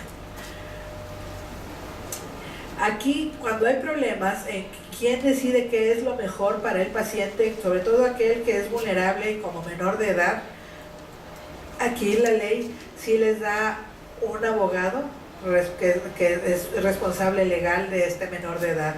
Y este abogado, que ahora es el tutor legal para esta situación, ¿sí?, él como representante de la ley tiene la obligación de informarse, de ir con el especialista y de organizar un equipo para que se le pueda dar la mejor atención a este paciente. Y ya nos han tocado varios casos donde un juez le dice a un abogado: ahora tú vas a ser el tutor legal de este menor y tú vas a responder por él para que se le dé lo mejor, y se empiezan a organizar todos los oficios, las citas, los juicios, etcétera, pero finalmente sí se le atiende. Ahora, ¿qué criterios se van a tomar para tomar en cuenta las decisiones, verdad? Ahora sí, y fíjense, le puse: los miembros de la profesión médica no pueden ya tomar por sí mismos las decisiones morales, ¿sí? Ya no es lo que yo te estoy diciendo que así debe de ser, ¿sí? Los códigos éticos muchas veces no bastan para regular la conducta moral de los profesionales, porque hay quien tiene la moral bien estricta y hay quien la tiene bien relajada, ¿sí? Y esos son los asegúnes, y eso era la ética. Por eso ya se cambió la parte de la bioética, ¿sí?, donde se incluye la persona como persona digna, ¿sí?, la familia con su dignidad, y por lo tanto nadie les puede imponer nada. Dentro de los códigos de genética, hace unos años se hizo una pequeña encuesta para ver qué opinión tenían los especialistas en el área de la genética sobre la conducta que se seguía con estos pacientes de los desórdenes de la diferenciación sexual, ¿sí? Bueno, se les hizo por ahí una pregunta, ¿sí? ¿Debe darse a los enfermos toda la información clínica relevante? El 98% contestó que sí, tanto aquí los de México como los de Estados Unidos, pero todavía un 2% no estaba muy de acuerdo de que se les tuviera que decir toda la información, ¿sí? Finalmente, si yo me quedo con la información que no me corresponde, pues a mí ¿qué me sirve? O sea, que lo que le sirve es al paciente que está buscando ese apoyo o esa ayuda. Debe de informarse a una mujer que tiene el síndrome de feminización testicular, que ella tiene una constitución cromosómica masculina, ¿sí? Fíjense, hace varios años fue esto. En México, el 75% de los médicos especialistas en genética contestó que no se le debe de decir. En Estados Unidos, el 68% contestó que sí. Y desde ahí viene ya, le digo, la moral de cada quien y las culturas en las poblaciones, ¿sí? Y sí, la cultura sajona siempre ha sido más abierta y ahorita, actualmente, aquí también en México, la postura ya cambió. Esta misma pregunta se hizo en una reciente encuesta y ahora la postura es, deja el paternalismo, se le debe de informar y se le debe de informar de la mejor manera también. No es de que vayas y le digas, ¿qué cree? ¿Sí? Sí, hay manera de cómo se le puede explicar tranquilamente y que lo entienda y que lo pueda tomar también de la mejor manera, primero que nada, la paciente. Porque en este síndrome de feminización testicular, la paciente, ¿sí?, es femenina y con su identidad femenina. Y cualquiera que estemos identificados como femeninos, ¿sí?, no porque ahorita nos descubran que somos XY o que tenemos un testículo, vamos a querer cambiar de sexo, ¿sí? No es así la cosa. Uno ya tiene su identidad. Estas chicas también. ¿Y por qué ellas se formaron así? Porque un defecto del metabolismo, ¿sí?, no se les dio a ellas. Les faltó una proteína que es el receptor de los andrógenos, de la testosterona. No lo tienen. Entonces ese receptor, hagan de cuenta que es la llave que va a abrir la puerta del aula o del auditorio. Cuando no lo tienen, nadie entra, ¿sí? No entra la testosterona y la testosterona se va a quedar afuera de la célula y afuera no va a hacer nada, va a andar circulando en la sangre y le pueden hacer exámenes de sangre y le van a encontrar que tiene bastante testosterona, ¿sí? Pero al estar aumentada la testosterona, ¿sí?, también se puede almacenar en la grasa, se aromatiza bioquímicamente y de manera natural a estrógenos. ¿Y qué hacen los estrógenos sobre las mujeres? Nos feminizan. Y el cabello se vuelve sedoso y la piel suavecita, ¿sí?, y las pestañas largas y el genio también y todo ese tipo de cosas, ¿no? Esas son las reacciones hormonales normales y naturales. Entonces, estas chicas que nacieron con un testículo bien formado, normalito, no descendió el testículo, se les quedó en el abdomen, ¿sí?, está produciendo testosterona y bastante, ¿sí?, pero pues no funciona. Entonces, toda esa testosterona se les está cambiando a estrógenos y estas chicas están hiperestrogenizadas, ¿sí? Y desde un principio, como no hubo efecto de hormonas, ellas fueron criadas, fueron identificadas como niñas, les pusieron nombres de niñas y fueron identificándose ellas mismas como niñas, ¿sí? Y en la pubertad es donde vienen luego los problemas, no de identidad, nomás que no va a arreglar porque pues no tiene, ¿sí? Ella se formó con gónadas masculinas, no tiene genitales femeninos internos, porque por fuera sí, está bien feminizada. ¿Sí? No hay desarrollo de vello púbico o algunos cuadros que son parciales y pueden tener vello púbico, ¿sí?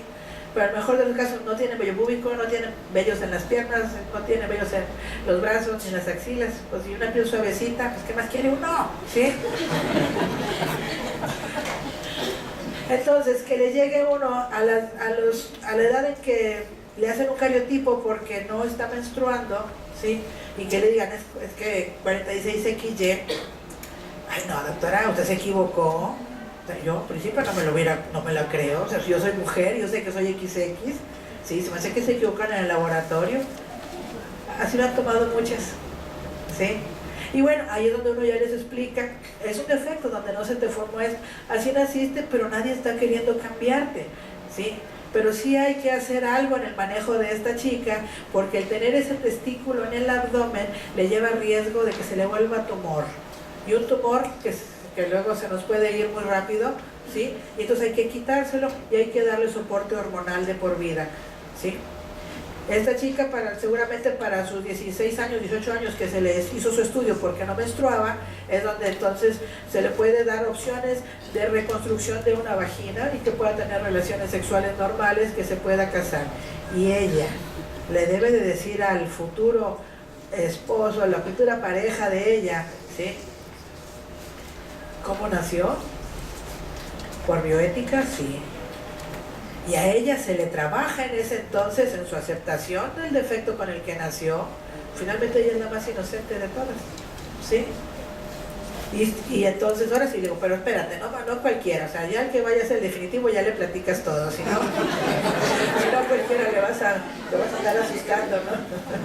¿Sí? Y si es necesario, viene a la consulta, y no con los genetistas, sino con el psicólogo o el psiquiatra, que es el que nos está apoyando para dar este tipo de información. Eso en el mejor de los casos, ¿sí? Ahora, que puede haber luego también algún trastorno de identidad o otras preferencias, sí, también. Y finalmente, ¿quiénes somos nosotros para decir qué es lo correcto y qué no es lo correcto si la genética se equivocó con ellos, con ellas? ¿Sí? Bueno, entonces, el grado de confidencialidad es precisamente el hecho de que esto queda aquí con nuestro paciente. A los padres se les informa que ocasionó esto, que es genético, ¿sí? Porque ligado al X, y a ver cuántas hermanas más en la familia tiene que necesitan ser revisadas. Si ya son otras hermanas grandes y que no menstruan o que tienen también un fenotipo medio lampiño, ¿sí? Consideren lo que hay que estudiarlas, ¿sí? Porque es genético. Ya me lo acabo. Y en el otro caso, por ejemplo, de otro trastorno también metabólico, donde se forma también un varón 46XY normal y se le forma testículo y empezó a producir testosterona, ¿sí? Pero esta testosterona sí entró a la célula y en la célula ya no hizo el efecto. Abrieron la puerta y llegaron aquí, pero pues no había ni proyector ni nada y no se dio la clase, ¿no? Esa testosterona hizo algo de efecto desde el periodo prenatal. Y esa testosterona anda circulando con la sangre, haciendo su impronta también en la diferenciación del cerebro masculino y femenino. Como no hizo ningún efecto a nivel celular, pues el fenotipo se forma como niña, ¿sí? Entonces nace una niña y le ponen nombre de niña, ¿sí? Y la empiezan a formar como niña, pero esta niña ya trae el efecto de la testosterona fetal, ¿sí? Y en la pubertad no va a menstruar tampoco, pero en la pubertad el andrógeno más potente es la testosterona. Y ahí sí ya no me importó que no haya funcionado en periodo fetal, en la adolescencia, ahí es donde empieza a trabajar. ¿Y qué hace la testosterona en los hombres? Los viriliza, pero esta era una niña, ¿sí? Y una niña que se empezó a virilizar y que no desarrolló mamas y que le salieron pelos por todos lados y que la distribución del músculo creció y todo esto. Y aquí con ellos, que es una deficiencia de la 5-alfa reductasa, estos varones sí se masculinizan. Y ellos sí quieren que se les dé su sexo de reasignación masculino, porque nunca se sintieron femeninas. Ahí es donde está un estudio muy interesante desde el punto de vista psicológico en lo que es el impacto de la conducta a nivel de los genes. Este es un gen que no formó una enzima y que por culpa de esa enzima, sí, pues no trabajó la testosterona, pero la testosterona hizo algo de impronta y sí alcanzó una diferenciación. Entonces, en la adolescencia, que es cuando viene todo el desarrollo de los caracteres secundarios, a estos pacientes también se les dice, mira, pues aquí está tu cariotipo, es 46XY normal, ¿sí? Eres varón, ¿sí? Júrenlo que hasta las gracias les dan porque por fin ellos ya se sintieron y ya saben por qué actuaron siempre así. Para ellos es un descanso el que les dé esta información de la mejor manera. Ahora imagínense si hubiéramos sido como estos otros, ¿sí? Que no hay que dar toda la información pertinente, pues no. Bueno, a estos pacientes se les ayuda para su sexo de reasignación e inclusive si luego si quieren casar y tener hijos, ahí también hay un gen y este gen también va a estar en el resto de la familia, entre las hermanas, ¿sí? El que es varón bien definido, pues ese ya se libró del gen que está mal hecho, que está mutado, pero el resto de las hermanas también tienen que ser evaluadas porque se puede presentar.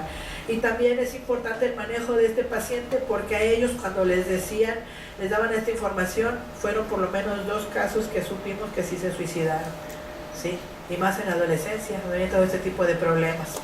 Bueno, los criterios para tomar decisiones tienen que ver con el pronóstico del paciente en cuanto a supervivencia y en cuanto a su calidad de vida, ¿sí? Lo que es bueno para él y lo que hay que podérsele brindar tomándole en cuenta su bienestar físico, social, emocional. Y siempre se debe dar fundamentado en el respeto de la autonomía y la voluntad del paciente, el respeto a su dignidad y a su libertad individual, y esto muchas veces pues se tiene que hacer escrito de una manera con el consentimiento informado. Finalmente, el manejo que se les da, pues la asignación de sexo fenotípico, el manejo hormonal, el manejo psicológico y el manejo quirúrgico, donde están incluidos todos estos. Perdón, aquí me brinqué una, era la otra pregunta que les habían hecho en la cuestión del código de genética, en cuanto a si luego había opciones de hacer diagnóstico prenatal para ese tipo de padecimientos, si la participación del paciente era voluntaria o era obligatoria, si había que darle un consejo genético o asesoría genética coercitiva, o sea, yo te digo lo que tienes que hacer versus que se le dé de manera neutral, se le da la información y que él sea quien tome las decisiones. Y bueno, la posibilidad de que para algunos haya terapia génica experimental o que ellos sirvan, ¿sí?, para investigación propia. Varios de estos pacientes, incluso los dos que se suicidaron, estuvieron en la prehistoria de los desórdenes de la diferenciación sexual, porque en base a ellos y al conocimiento que se logró con ellos, es que se pudo integrar, que se formaran los equipos multidisciplinarios y que también se pudiera implementar la técnica de la identificación de la enzima que antes no se podía hacer. Y bueno, en base a lo que es la conducta, ya déjame nomás, uy, no, ya me faltaba, ya se me acabó el tiempo. Bueno, ya nomás déjame la última diapositiva esta, ¿sí? El profesional de la salud, ¿sí?, debe de tener y de promover una actitud de respeto ante las diferencias y respetar los principios bioéticos, promoviendo educación para la salud, como es este tipo de foros, manteniendo las normas éticas y el respeto por los derechos humanos. Y la bioética lo que interviene es para que cada quien aprendamos a hacer las cosas con amor, ¿sí? La ciencia con los sentimientos y con las emociones es un acto bioético. La asesoría genética es un acto médico y todo acto médico también es un acto bioético, ¿sí? Y ya la frase nada más de Sergio Cortella: el hacer las cosas con amor nos da a nosotros la paz de espíritu. Y si tienes paz de espíritu, cuando haces lo que quieres y al mismo tiempo que puedes hacerlo, disfrutar lo que te gusta hacer y lo que debes hacer de manera correcta. Y ya, con esto acabamos.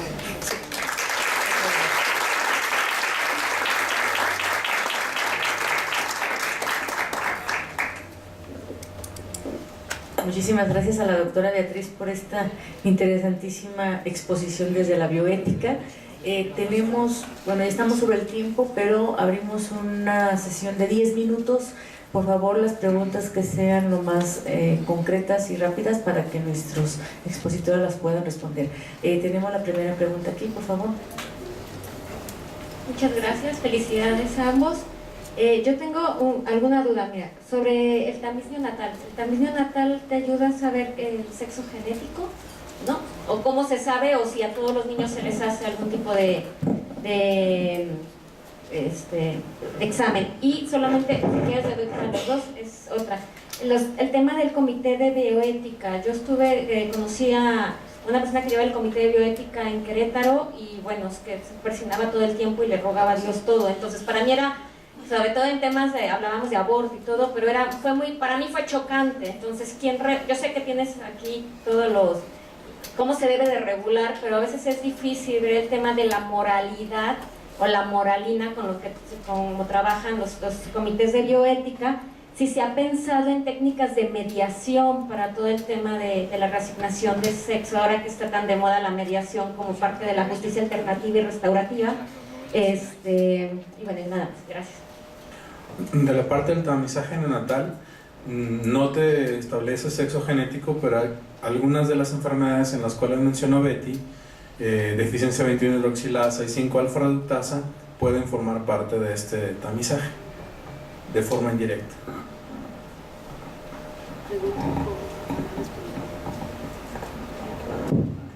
en la identificación de la deficiencia de la 21-hidroxilasa, que es la hiperplasia suprarrenal congénita, identifica más bien a las posibles niñas que nacieron virilizadas, para que les puedan dar una atención inmediata a nivel, también es un error del metabolismo de una de las deficiencias de una de las enzimas, ¿sí? Y que se les da una atención inmediata, primero para suplementarle el problema bioquímico que tienen, y en segunda pues ir haciendo su seguimiento. Para eso nos ayuda en esa parte el tamiz metabólico. Para el resto todavía no, nos ayuda para otras como 40 enfermedades metabólicas, ¿sí? Pero no, casi todas tienen que ver más con nada con el desarrollo mental que con los desórdenes de la diferenciación sexual. En la cuestión de los comités de bioética, apenas acaba de hacer ley, hace unos 2 años, ¿sí? Espérese unos 5 años en que empiecen a empezarse ahora sí a vigilar quién cumplió y cómo se están organizando, porque van a empezar ahora sí las sanciones. Sí, claro. Por eso se están dando todos los talleres y los cursos de bioética. Cualquiera puede estar en un comité de bioética, pero con fundamentos, porque no se trata de lo que yo pienso y lo que yo creo, sino que cómo debe hacerse con metodología, el método científico que se debe de aplicar. Y lo de las mediaciones, la verdad, ni siquiera lo había pensado, ¿sí?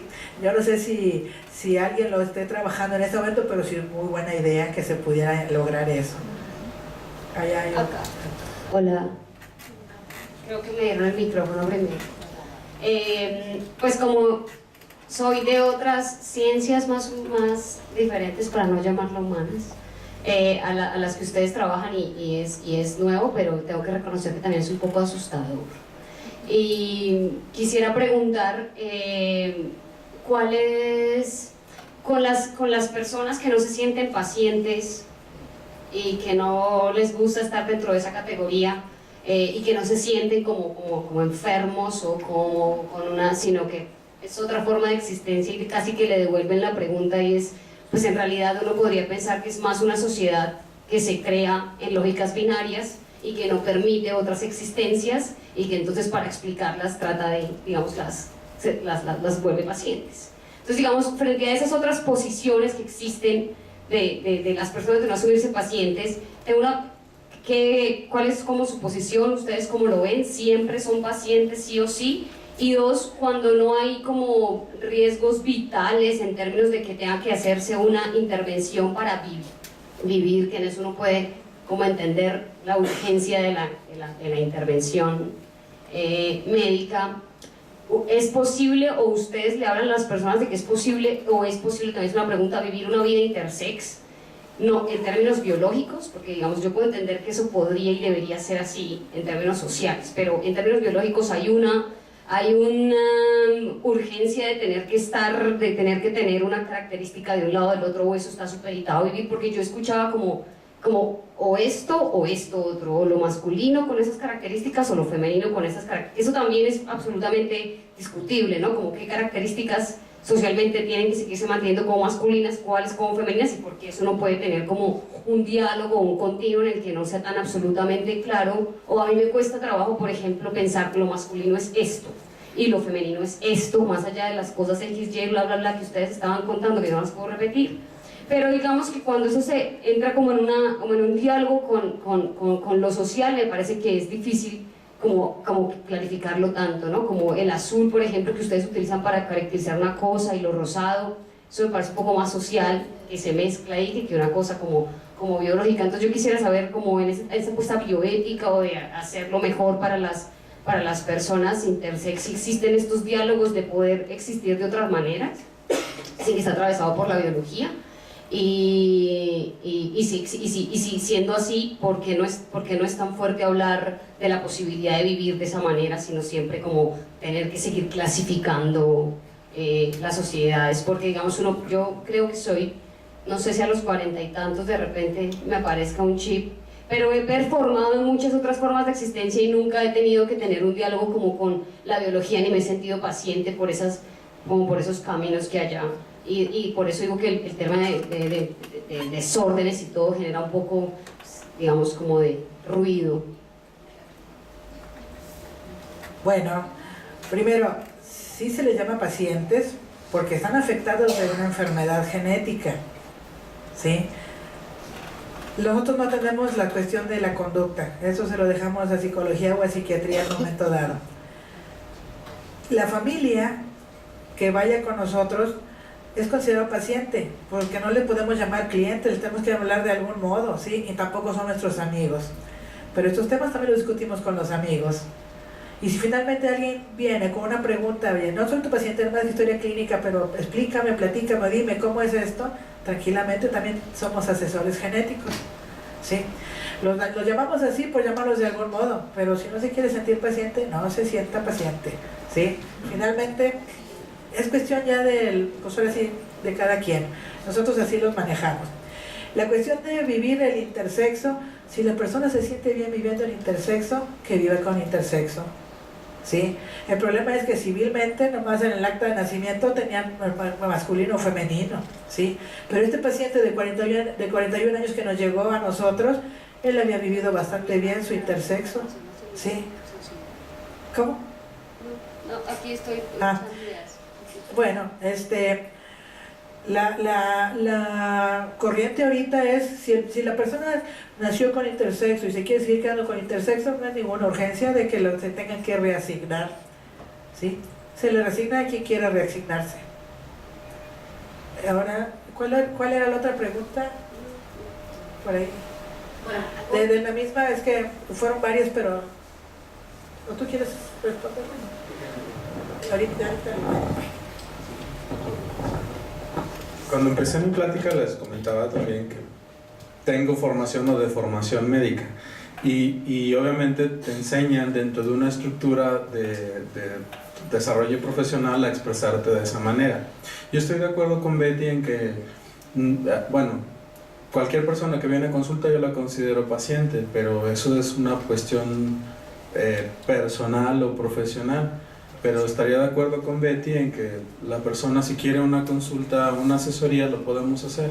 De hecho, la mayor parte de nuestro trabajo es de asesoría, pero sí tienes que ponerle un nombre o una familia o persona. En la cuestión de vivir el intersexo estoy de acuerdo, y de hecho la tendencia médica es ahora a permitir que la persona decida. Ya no es una urgencia y ya no tenemos la obligación, o ya no deberíamos tener la obligación de asignarlo como masculino o femenino. Existe esa categoría y eso es una obviedad biológica, pero también existe un estadio intermedio en el cual la medicina o la biología te permite entender cómo ocurren esos procesos. Al inicio de mi plática también mencioné que iba a llegar hasta el proceso de nacimiento, y parte de este diálogo que estamos desarrollando entre ciencias sociales y humanidades es que al final podamos entender la parte biológica los humanistas y la parte humanista los médicos. Entonces es apenas el comienzo, vamos dándonos la oportunidad de entablar un buen diálogo y al final quedemos todos con un conocimiento general, que tampoco voy a formar médicos, pero sí un punto de vista distinto al que tenemos, y creo que tu pregunta es válida en ese sentido. Perdón, nada más, le cedemos una pregunta más porque ya estamos en tiempo. Si alguien más quiere después acercarse a los ponentes, lo podemos hacer. Gracias. Yo voy a hacer varias preguntas, pero son sumamente puntuales y espero no quitarles tiempo. La primera es agradecerles el diálogo, realmente me parece sustancial. Y las preguntas son, ¿existen en México protocolos para la asignación de sexo? Si es así, me gustaría saber dónde los podemos encontrar. La otra, ¿en México existen actas con la opción de intersexualidad? Y si no existen, si ustedes tienen información de si hay alguien que se esté dedicando a ese camino, me gustaría saber qué equipo lo hace. Y el último es en términos de los seguros de gastos médicos privados. ¿Ustedes saben si en México estos seguros incluyen la posibilidad de cubrir los gastos que implican el cuestionamiento acerca de una asignación sexual?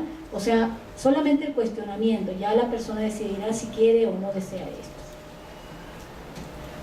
Bueno, protocolos en la reasignación de sexo de pacientes con desórdenes lo tienen en el Hospital General de México. Ellos fueron los pioneros, tienen ahí la clínica de los estados intersexuales y son los que han estado marcando la pauta a seguir. En donde yo estoy no hay un protocolo, ¿sí? No sé, En el IMSS de pediatría sí hay, ok. La otra pregunta que dijo era ¿qué? De la internet. La segunda es si hay un acta de homosexualidad. O sea, ¿se puede una acta legal? Sí, aquí no sé. En México, sí, había salido allá en Saltillo o en Michoacán, uno de esos había salido. Le mentiría, pero ya tenía conocimiento de que uno de esos había tenido esa opción, sí. ¿Y cuál fue la otra? Lo de los gastos médicos. Ahí sí no sé.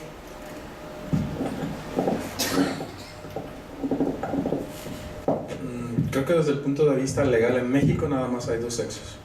El ejemplo que ya está funcionando es en Alemania y en Holanda, pero en México no. Y en la cuestión de seguros de gastos... Ya se acabó el tiempo. En seguros de gastos médicos, si es por una patología de origen genético, debe estar cubierto. Sí. Y está cubierto por la ley. Pues les agradecemos muchísimo su participación, su interés. Las invitamos al siguiente diálogo que tendremos el 10 de marzo en Centro Médico, aquí con el doctor Elías, que los va a recibir ahora allá. Entonces, les estaremos haciendo llegar puntualmente la invitación de esta segunda sesión y también los materiales que los ponentes posiblemente nos faciliten.